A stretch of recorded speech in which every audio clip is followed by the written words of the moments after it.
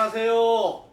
복음 파이터입니다. 성경 인물 탐험 대장 52번째 인물, 완전하신 예수님, 완전하신 하나님, 완전하신 성령님, 삼위일체 하나님 중에 완전하신 인간으로 이 땅에 오셨던 예수 그리스도를 52탄 마지막 인물로 선정해서 지난 영상에서 첫 번째로 초림하실 예수님 소개해 드렸습니다.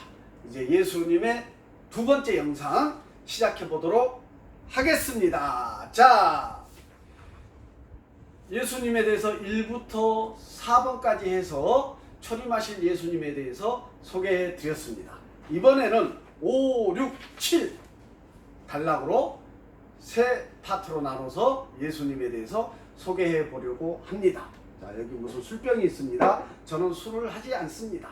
이 술병을 통해서 여러분들에게 예수님을 또 각인시켜 보고자 이 도구를 들고 나왔습니다. 아파트 쓰레기통을 뒤져서 하나 구해 왔습니다. 자, 시작합니다. 집중해 보십시오. 세상 속에서, 죄악 속에서, 사단 마귀가 쳐놓은 그물 속에서, 죄악 속에서 허우적대며 지옥의 길로 향해 가고 있는 여러분들, 긍휼하고 불쌍한 심령으로 여러분들을 향해서 외치는 소리에 귀 기울이시길 바랍니다. 복음이 무엇인지, 우리의 구원자 되시는 예수님이 누구신지 정확하게 아셔야 합니다. 자, 다섯 번째, 예수 그리스도의 성육신과 동정녀를 통한 탄생이란 제목으로 말씀드립니다. 자, 첫 번째, 성육신은 육신 안에 혹은 육신의 형태로라는 의미로 예수님은 영광스러움에서 인간의 육신을 입고 이 땅에 오셨다는 얘기입니다. 성육신, 성스러운 영광스러움에서 인간의 육신을 입고 오신 예수님. 두 번째, 예수님은 하나님이면서 사람이다. 육신이 되심으로 자신의 하늘 영광을 내어 놓으셨는데 당신의 신성을 내어 놓았다는 뜻은 결코 아닙니다. 하나님이신 영적 존재 하나님께서 인간의 몸을 입고 오셨다는 얘기입니다. 신성이 사라졌다는 얘기가 아닙니다. 혼돈을 겪지 마시기 바랍니다. 이단들이 자꾸 이런 것을 자꾸 막 헷갈리게 하고 비비 꼬아서 여러분들을 미혹한다니까요. 자, 세 번째, 예수님은 동정녀에게서 탄생하였습니다. 누가복음 1장 30, 31절과 마태복음 1장 18절 25절에서 예수님은 동정녀에게서 탄생하셨다라고 예언하고 있습니다. 언급하고 있습니다. 여기서 이 동정녀는 누구였습니까? 결국 마리아였죠. 요셉의 아내 마리아. 네 번째, 말씀이신 예수님이 화육하셨다. 말씀 되신 예수님이 이 땅에 오셨습니다. 요한복음 1장 14절을 통해 이 부분은 확인해 보실 수 있겠습니다. 다섯 번째, 구약의 선지자들이 선포한 그대로 세상에 예수님께서 이 땅에 오셨는데 갈라디아서 4장 4절과 요한복음 1장 14절은 성육신에 대해서 중요한 성경 말씀 중에 하나인데 갈라디아서 4장 4절을 알려드리겠습니다. 갈라디아서 4장 4절, 때가 참에 하나님이 그 아들을 보내사 여자에게서 나게 하시고 율법 아래에 나게 하신 것은, 이렇게 언급되고 있습니다. 여기서 그 아들은 예수님을, 성자 예수님을 말씀하시는 것이고, 여자에게서 나게 하신다는 이 여자는 동정녀 마리아이겠죠. 자, 여섯 번째, 예수님은 자신의 성육신을 선포하십니다. 요한복음 16장 28절에서 내가 아버지에게서 나와 세상에 왔고 다시 세상을 떠나 아버지께로 가노라 하시니라고 요한복음에서 언급하고 있습니다. 다시 돌아가셨습니다. 예수님께서 부활하셔서 다시 승천하셨지요. 이 다음 차트에서 나올 것 같은데요. 자, 다음, 화육은 뭐냐? 하나님이 육신 안에서 나타내 보이셨다라는 의미입니다. 하나님이 육신 안에서 나타내 보이셨다. 육신을 통해 하나님 자신을 드러내 보이셨다. 예수님이십니다. 다음, 하나님의 영광의 안전한 계시와 예수님은 그분의 인격과 동일한 형상입니다. 예수님은 하나님의 형상 되십니다. 히브리서 1장 3절에서 말씀하고 계십니다. 다음, 예수님의 성육신은 구약 예언자들의 예언을 성취시켰습니다. 초림하심으로 말미암아 구약의 선지자들이 계속해서 초림하실 예수님을 예언하고 계시하고 있는데 그것이 완성되었습니다. 다음, 예언은 언제든지 사람의 뜻으로 낸 것이 아니고 오직 성령의 감동하심을 받은 사람들이 하나님께 받아 말한 것입니다. 베드로후서 1장 21절에서 언급하고 계십니다. 예언은 사람이 하는 것이 아닙니다.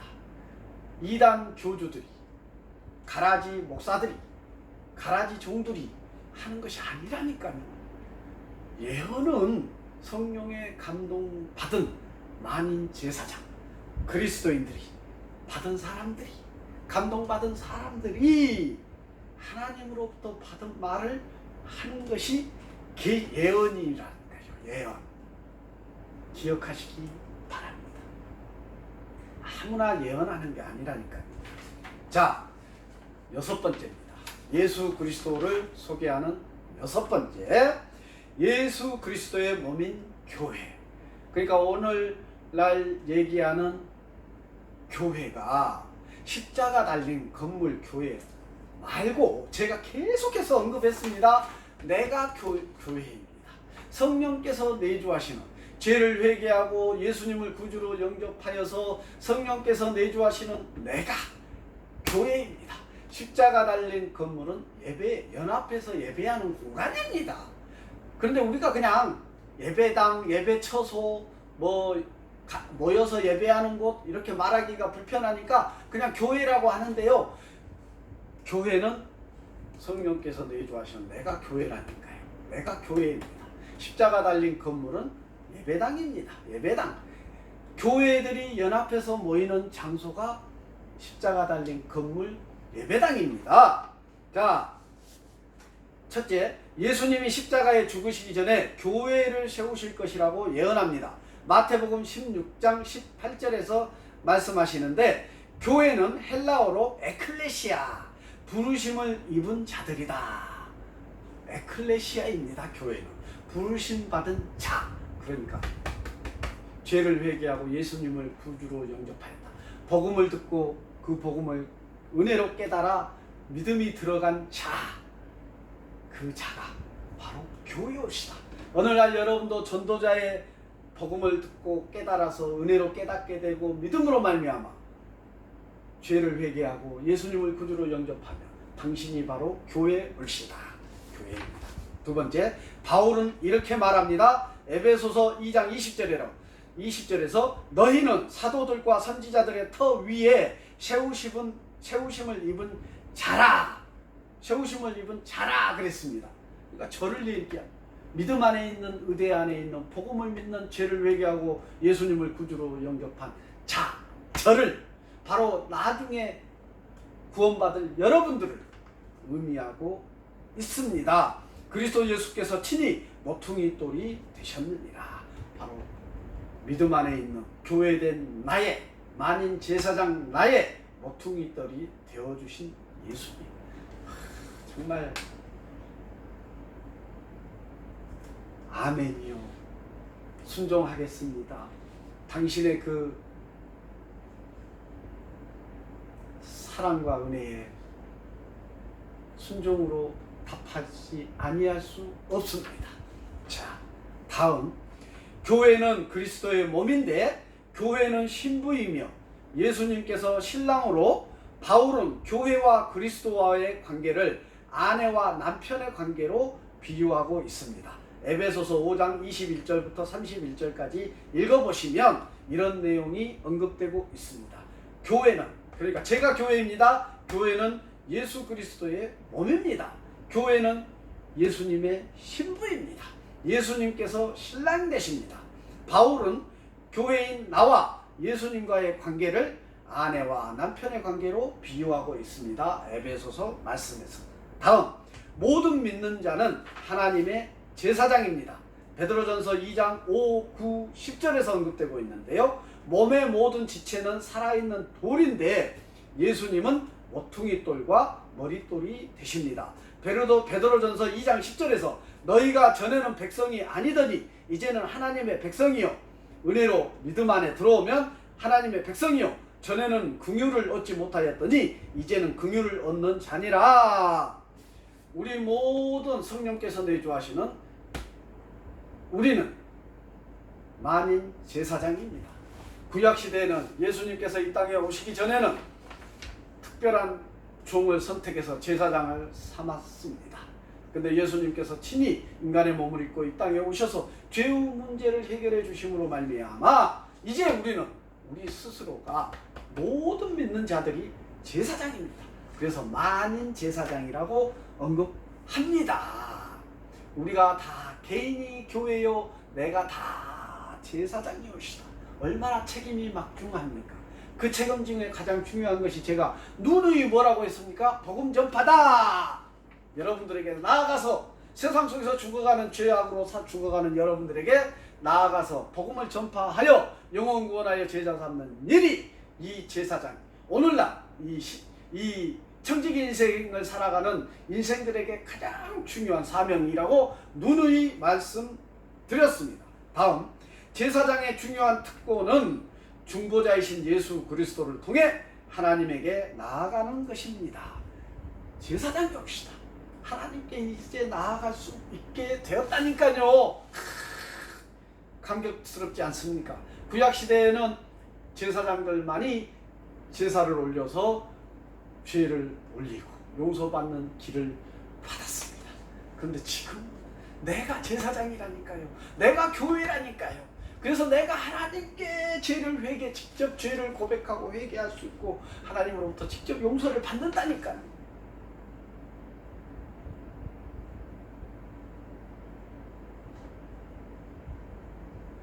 그러니까 교회에 가서 물론 누군가의 중보 기도도 반드시 필요합니다.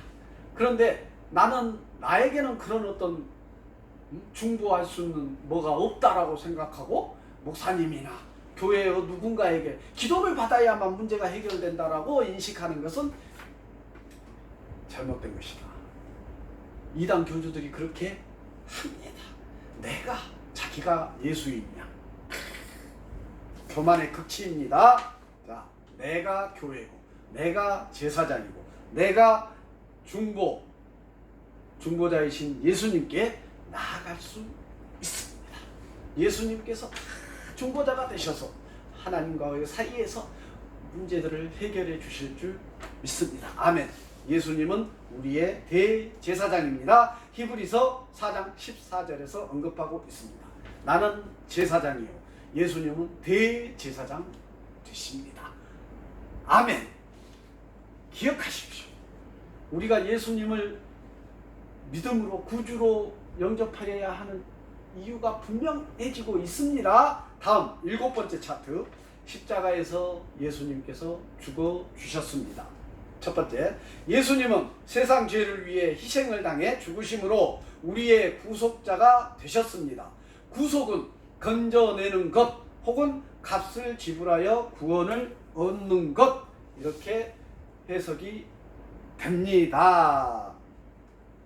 예수님께서 이 땅에 인간의 몸으로 오셔서 우리의 모든 인간의 죄 때문에 고난 고초 받으시고 십자가에서 못 박혀 죽어 주심으로 말미암아 우리의 죄값을 당신이 친히 죽음으로 감당해 지불해 주셨습니다. 나 때문에, 여러분 때문에, 지금은 여전히 그럼에도 불구하고 죄악 속에서 살아가는 여러분들, 속히 회개하고 그 예수님을 구주로 영접하시기를 간절히 소망합니다. 권해드립니다. 다음, 예수님은 죽으심으로 우리 죄를 담당하셨고 죄를 대신할 수 있는 값을 지불하셨습니다. 베드로전서 2장 24, 25절과 고린도후서 5장 21절의 말씀입니다. 자, 로마서 5장 6절에서 우리가 아직 연약할 때에 기약대로 그리스도께서 경건하지 않은 자를 위하여 죽으셨도다. 죄인된 우리들을 위해서 예수님께서 죽어주셨습니다. 로마서 5장 8절에서 우리가 아직 죄인 되었을 때에 그리스도께서 우리를 위하여 죽으심으로 하나님께서 우리에 대한 자기의 사랑을 확증하셨습니다. 창조주 하나님께서 피조물 대신 피조물 중에 최고의 걸작품으로 만든 우리 인간을 너무너무 사랑하셔서 그 죄악이 관영에서 다 죽어 마땅한 우리 인간을 나와 여러분을 살리시기 위해서 친히 독생자 예수님을 인간의 몸을 입혀서 우리에게 내려보내 주셨다니까요. 그 독생자를 죽임으로 말미암아 우리의 죄의 문제를 해결해 주셨다니까요. 그럼에도 불구하고 여러분들은 27년 전까지 저는 죄악 속에서 아무것도 모르고 죄의 파티 속에서 살아가고 있었다니까요. 그러니 저는 27년 전에 누군가로부터 복음을 전해드렸습니다. 그 복음을 전한 자가 얼마나 감사합니까? 아멘. 그래서 지금 그리스도인들이 여러분들에게 복음을 죽기 살기로 전해야 될 책무가 있다는 얘기였시다. 그런데 지금 교회를 왔다 갔다 하는 교인들이 여러분들에게 복음을 전하는 일을 게으리 한다면 얼마나 웃기는 짬뽕 같은 얘기입니까?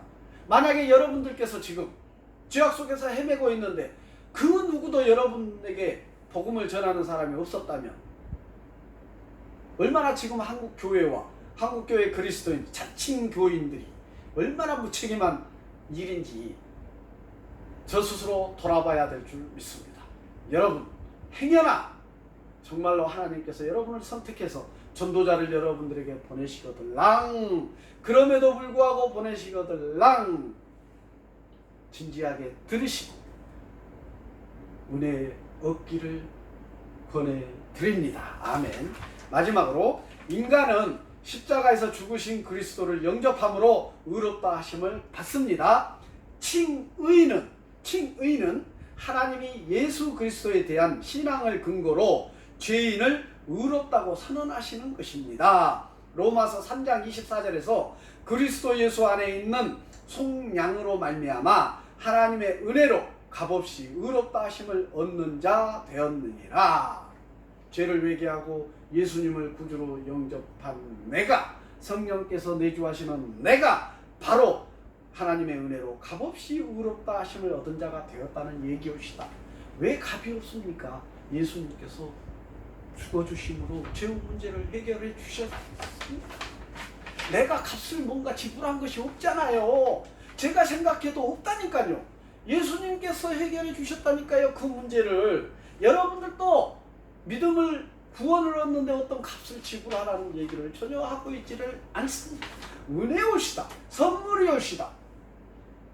전도자가 가서 여러분들에게 복음을 전하고 예배에 참여하기를 권하는 날, 그 자체가 선물이라니까요. 그 자체가 은혜라니까요.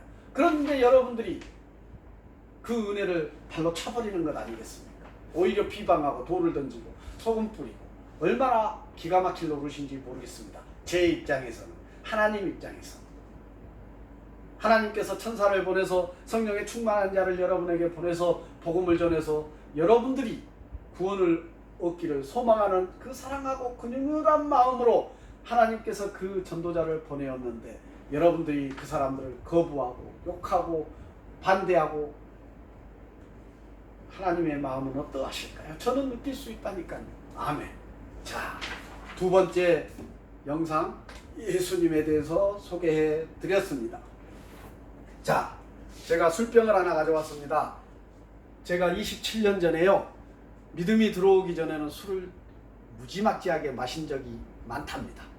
대학교 캠퍼스에서 잔디밭에서 잔 적도 있다니까요. 아침에 일어나니까 잔디밭에서 자고 있더라고요. 그런 적도 있어요. 이 술은 제가 이 술병을 일부러 가져왔습니다. 자, 여기 보세요. 이 술병을 일부러 가져왔어요. 왜요? 정말로 죄악의 통로가 오늘날 죄악의 가장 통로로 쓰임받는 도구가 뭐냐? 돈과 술. 돈이 사람을 죽이고 살리고 환장할 일입니다. 이 술이 사람을 마시가게 해가지고 사람을 죽이기도 하고 살리기도 합니다. 그런 능력자입니다. 돈과 술이요. 이런 능력의 도구로 쓰임받고 있다니까요. 사단 마귀가 그렇게 쓰고 있다니, 사용하고 있다니까요. 그래서 복음을 차단하고 복음의 통로를 차단하는 도구 분명합니다. 이 술이. 자, 저는 이렇게 술을 좋아할 때가 있었습니다. 이 술은 분명히 여러분에게 죄의 통로가 되고 있음을 믿습니다. 말짱했던 사람도 술에 취해서 살인도 하고 강간도 하고 추접스러운 죄악 가운데 살아가게 된다니까요. 이 술이 그렇게 만든다니까. 근데 그 죄악의 문제를 해결하기 위해서 이 땅에 오신 분이 누구라고요? 이 땅에 오신 분이 누구라고요? 죄를 마시지 마시고 은혜를 마시십시오. 은혜를 마십시다. 구원의 은혜를 마시고 그 은혜를 누리십시오. 제가 27년 전에 그랬다니까요. 지금은 술을 전혀 마시지 않습니다. 왜요? 이 술은 쓰고 사람을 미치게 만드는데 구원의 은혜, 예수님의 사랑의 은혜는요, 기가 막히게 달콤하고요, 정말로 말로 형언할 수 없는 그 어떤 평안과 기쁨이 있다니까요. 제가 어떻게 여러분들이 믿음 안에 들어올 수 있기를 간절히 기도하고 소망합니다. 제가 이 형언할 수 없는 이 평안함과 기쁨과 즐거움과 수없는 용어를 사용합니다. 그것을 여러분들도 누리시기를 바랍니다. 그 길이 무엇입니까? 아까도 얘기했습니다. 죄를 회개하고 예수님을 구주로 영접하십시오. 구주로 영접하십시오. 이 술병에 알코올을 넣지 말고 구원의 은혜를, 여러분들의 심령 가운데 술을 넣지 말고 구원의 은혜를, 사랑을, 복음을 집어넣으시며 성령께서 다 역사하시고 은혜를 주신다니까요. 그럴 때에 어떻게 돼요? 여러분들이 죄를 회개하고 예수님을 구주로 영접할 때에 여러분들에게서 죄는 떠나갑니다. 여러분들에게서 죄는 떠나갑니다. 여러분들에게서 죄는 떠나간다니까요. 사단 마귀가 떠나간다니까요. 여러분들이 죄를 회개하고 예수님을 구주로 영접하고 성령께서 내 안에 내주하시는 제사장이요 교회가 되면 죄가 물러간다니까요. 사단 마귀가 물러간다니까요. 사단 마귀를 대적할 수 있는 유일한 예수 그리스도, 중보자 되시는 예수님을 통해서 우리가 사단 마귀를 대적하고 물리칠 수 있다니까요. 다윗이 물맷돌을 돌려서 그 돌을 던져서 골리앗을 아웃시켰던 게 그 돌의 능력입니까? No! 믿음으로 예수님을, 하나님을 의지하셔 믿음으로 심판을 했더니 그 돌이 날아가서 맞았을 때 골리앗이 아웃되었다니까요. 죄가 아웃되었다니까요. 그 일이 이 사단 마귀에게 일어난다니까요. 오늘날 우리가 믿음으로 사단 마귀를, 중보자 되시는 예수님을 의지하여 명령하면 사단 마귀가 떠난다니까. 아멘.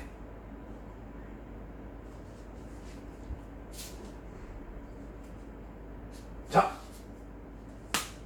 죄가 우리에게 찾아옵니다. 여러분들이 그 죄악 속에서 살아가고 있습니다.